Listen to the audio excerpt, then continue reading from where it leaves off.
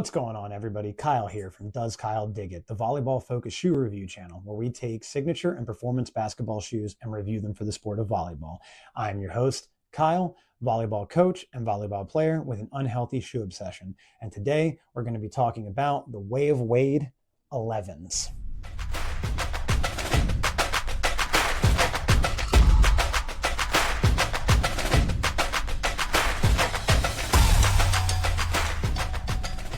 All right, we've got a real special treat for you today. These are the new Way of Wade 11s, Way of Wade's signature line through his primary company underneath the Li-Ning umbrella in China. As always, please like and subscribe. Make sure you drop down in the comments. Let me know what you think about these shoes. But otherwise, let's go ahead and get into it. As always, let's start with the traction. These shoes are phenomenal on the stop.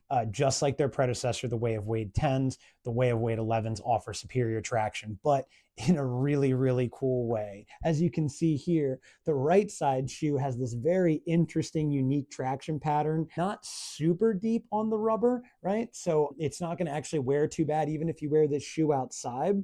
But on the left side shoe, instead of the traction pattern that's on the right, you actually get a traction pattern of Dwayne Wade's face, which I think is really cool. Dwayne Wade's face must be pretty tractiony because these things stop on a dime and they do give you a nice squeak. Again, nothing to do with performance, but if you do like a nice high pitch squeak out of your shoes, these will achieve that. It is actually a full rubber outsole that continues the entire length of the shoe and blends with a little bit of the actual foam material as we come up the shoe and give it to the support there. Just like its predecessor, full length boom foam, and then that carbon fiber full length plate that runs the entirety of the shoe. So you get maximum performance, but even less torsional mobility than on the Way of Wade 10s, which I didn't think was actually possible.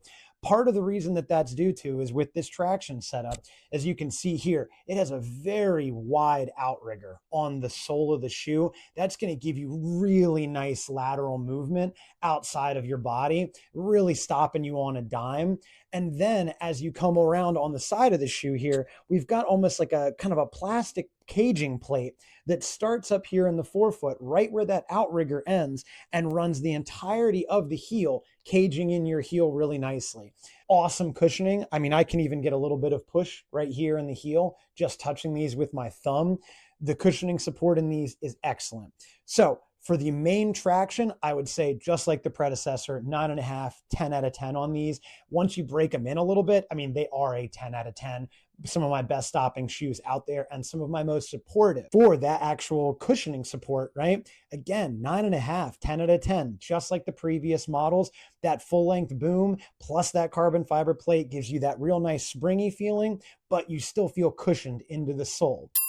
Now, as we wrap up the traction and the cushioning, I do want to actually mention, since we've been comparing these so much to their predecessor, the Way of Wade 10, something that's a little bit different in this shoe. Yes, they both still have the carbon fiber plate. They both have that full boom foam running the entire length of the shoe. Very bouncy, very springy. But on the WOW 11s, what they've actually done is that carbon fiber plate, instead of sitting on the very bottom of the shoe like it does in the WOW 10s, it actually is sandwiched in between that boom foam in the WOW 11s. I'm not sure if that actually really does give a huge performance boost, but there is a slight noticeable difference in the cushioning support between the two shoes. And that really does help when you're talking about your heel to toe transitions, which is so important in volleyball. This nice rounded shape at the back of the shoe combined with that nice wide outrigger, but really good rounded shape also at the toe. Really nice heel to toe transition off of these shoes. That sandwiched carbon fiber plate in between that boom foam really makes these a little unique in the way that they're cushioned and the way that they actually support you during your traction. The interesting thing here is that on this original model, the WOW 11s, there is no delineation between high, mid, low top like on the Way of Wade 10s. And I think that even though these aren't as high top as my Way of Wade 10s are, because I have them in the original models, this nice high heel plate and caging on the side gives me about the exact same amount of stability laterally as the Way of Wade 10s in the high top. And it feels like a softer material, but that plate here on the side, plus the heel counter wrapping all the way around, your heel is locked down in this shoe and you are not going to feel any movement. Okay, now as we make our way inside the shoe, in the heel here, we've got this nice 3 padded cushion that really secures your Achilles heel in here, making sure that you've got nice padded support. I felt no rubbing or chafing whatsoever, even with the thinner material here used at the top, unlike the Way of Wade 10s. This tongue, real plush cushioning, just like what's inside the heel counter. Once you lace them down, you're not going to really feel any pinching or rubbing. The only thing that I would say about these shoes, and some of this may be solved on future models or other colorways where I've seen they've changed the design a little bit. This right here is the Hall of Fame colorway, which I believe was the 2nd or 3rd colorway to release in these particular shoes. And it is a very kind of nice leather material that runs the entirety of the shoe outside of that foam and all of that caging that you have. Not the most breathable material, and it does show a little bit of kind of, bend marks and everything where you're really putting a lot of pressure on that shoe, but high quality material, not going to break easily, but again, not the most breathable. The tongue, however, has a nice hole design, felt very, very breathable, but in these shoes, I felt warm.